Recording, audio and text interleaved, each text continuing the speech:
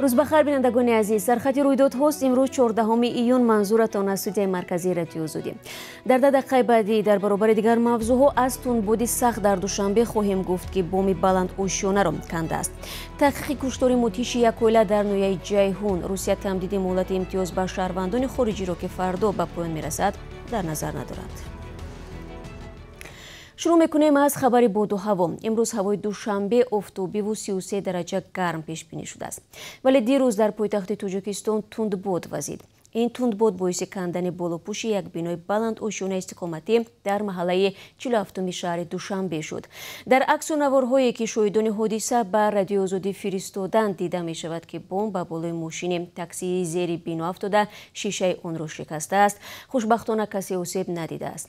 خسارات دیگر از تندباد روز گذشته در دست نیست. تا حال کمیته حالتهای فوق‌العاده درباره این حادثه معلومات نداده است. هفته گذشته وزیدن شمال سخت در منطقه دیگری تاجیکستان نیز باعث شکستن درختان شده بود.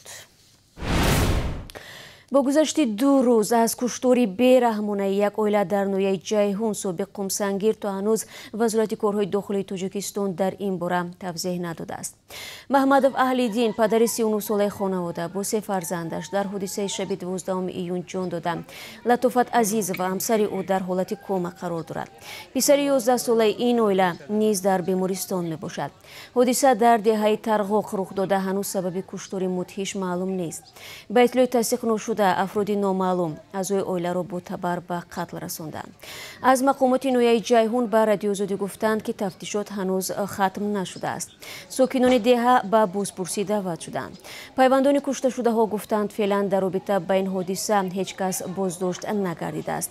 نویه جیهون نزدیک به سرحد دولتی تاجیکستان و افغانستان جایگیر می باشد. اکثر ساکنانش از روی کشاورزی روزی خود را تامین می کنند. پیوندان عزتمون کوشش دارند اشیا و پولهای او را که ضمن بردنش به تاجیکستان در شعبه پلیس ولایت مسکو مصادره کردند برگردانند. به گفته این نزدیکان تلفن و نوتبوک و $3400 عزتمون ناپدید شدند. همسر او برای بازگردانیدن به شعبه پلیس ژلزدروژنی ولایت مسکو مراجعت کرده است ولی بی نتیجه. گذشته از این تا به حال مقامات انتظامی روسیه به هیچ یک درخواست وکیلان عزتمون پاسخ ندادند.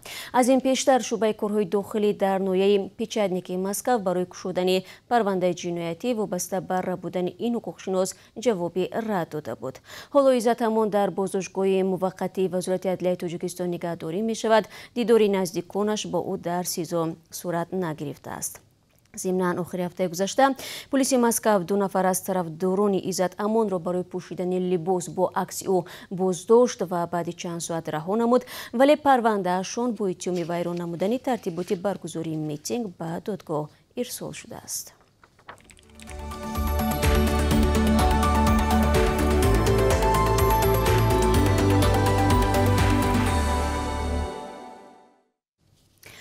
برنامه را ادامه میدیم. فرستاده خصوصی آمریکا در امور افغانستان زلمه خلیلزاد میگوید نیروهای مسلح آمریکا امسال از خاک افغانستان بیرون میشوند ولی آمریکا این کشور را ترک نمی کند.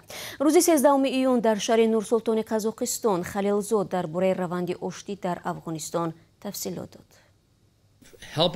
کمک به نیروهای امنیتی افغان به خاطر خودکفایی آنها و مقاومت یکجا به تهدیدهای احتمالی تروریستی به نفع همه ماست. ما در مسئله مقاومت به تروریسم علاقه چارچوب تهیه کرده ایم و آن باید قدرت بیشتری داشته باشد تا در فضای نو تأثیر بیشتر کسب کند. طبق برنامه تا 11 سپتامبر نیروهای ائتلاف بین المللی قلمرو افغانستان را ترک میکنند. افزایش خشونت و بنبست در مذاکرات صلحی حکومت و طالبان افغان سالهای زیادی را در مورد سرنوشت آینده افغانستان خلق کرده است. پرزیدنت جو بایدن میگوید برنامه کمک بشری به افغانستان ادامه میکند. چند پیش دپارتمنت دولتی آمریکا اعلام کرد که به افغانستان با مبلغ $266 میلیون یوری فرستاد. دپارتمنت دولتی خاطر نشان کرده است که سر سال 2002 تا کنون آمریکا به افغانستان به تخمینا $3 میلیارد و $900 میلیون یوری رساند. پس از 15 ایون مهلت امتیاز برای مهاجران دراز نمی شود، ولی فرمانی نشر می گردد که به رسمیت ضروری مهاجران را صادر تر می کند. در این باره وادیم کوژنوف رهبر فدراسیون مهاجران در روسیه در صحبت با رادیوی گاوریت مسکو بیان داشته است. رئیس فدراسیون مهاجران از آن نگرانی کرد که اگر این قرار تا 15 ایون امضا نشود، کارمندان مقامات انتظامی امکان پیدا می کنند که در دام چند روز شهروندان خارجی را جریمه بسته و آنها را اخراج نمایند. اما پس از نشر فرمان نو، مهاجران برای بیکار کردن قرار جریمه و اخراج به سود مراجعت خواهند کرد. یادآور می‌شوم فردا مهلت تعیین نموده وزارت کارهای داخلی روسیه برای قانونی کردن حضور خارجیان به پایان می‌رسد. با نظر داشته آنکه پرواز دائمی میان دوشنبه و مسکو از 1 اپریل شروع شد، مهاجران تاجیک تا 30 ایون حق درست کردن سندهایشان را دارند. اخراج مهاجران غیرقانونی تاجیک بعد 30 ایون در نظر است. شهروندی ازبکستان و تاجیکستان را از یک ولایت در قزاقستان از غلامی آزاد کردند. در این باره پایگاه خبری دلوای قزاقستان اطلاع می‌دهد. به قول منبع، این نخستین عملیات موفق رهایی خارجیان از اسارت میباشد. سال گذشته در قزاقستان 16 نفر را از جنگ غلامی خلاص کرده بودند. به گفته حامیان حقوق، بیشتر از همه در قزاقستان محض تاجیکان و ازبک ها به غلامی میافتند. اکثرا غلامان معاصر را در خواجگی خصوصی و ساختمان ها کار می‌فرمایند. در بهترین حالت به آنها خوراک و جای خواب داده می شود. رهبر اتحادیه جمعیتی مایرین به خبرنگاران گفته است که آنها امیدوارند پرزیدنت قزاقستان قانون درباره چوره‌های منبعده در بخش حقوق انسان را به امضا می‌رساند. قانون مذکور به شهروندان خارجی برای دریافت کمک و حمایت از حقوق خود شرایط فراهم می‌کند.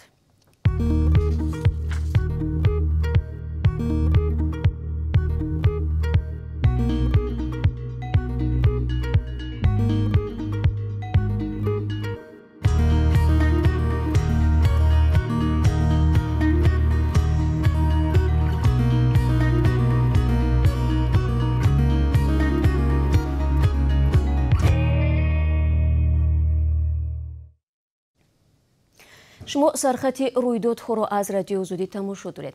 جسد قندیل جان وحیدов ساکن نویه یاوان و سرباز یک قسم مرزبانی در نویه روشن را بعد 10 ماه غرق شویش پیدا نموده به پیوندان سپردند. قندیل جان وحیدов همراه با همخدمتش سیروژدین یتیمов 29 سپتامبر سال گذشته ضمن تلاش نجات یک خواننده مکتب از خودکشی در رودخانه برتنگ غرق شده بودند.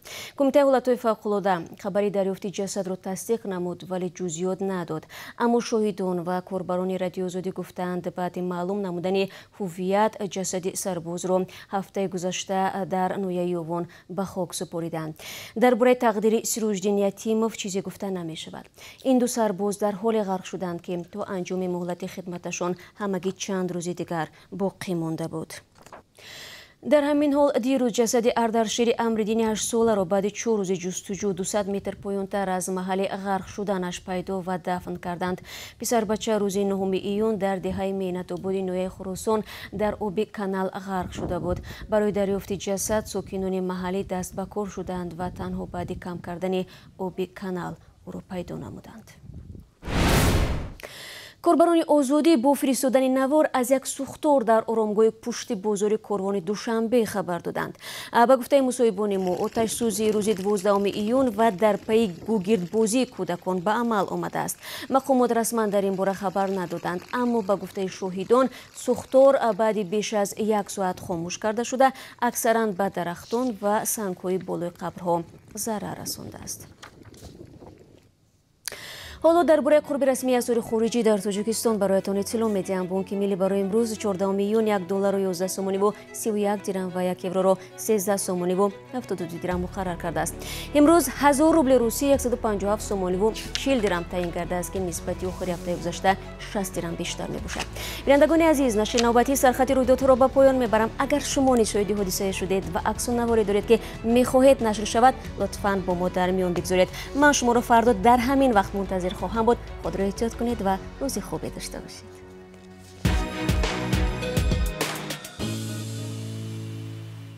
سلام، اگر خط و خبر می‌خواهید ما داریم. نوید بامدادی، سرخط خبرها، اخبار تاجیکستان و جهان، گزارش‌ها و تحلیل‌ها. چی می‌گذرد و چرا؟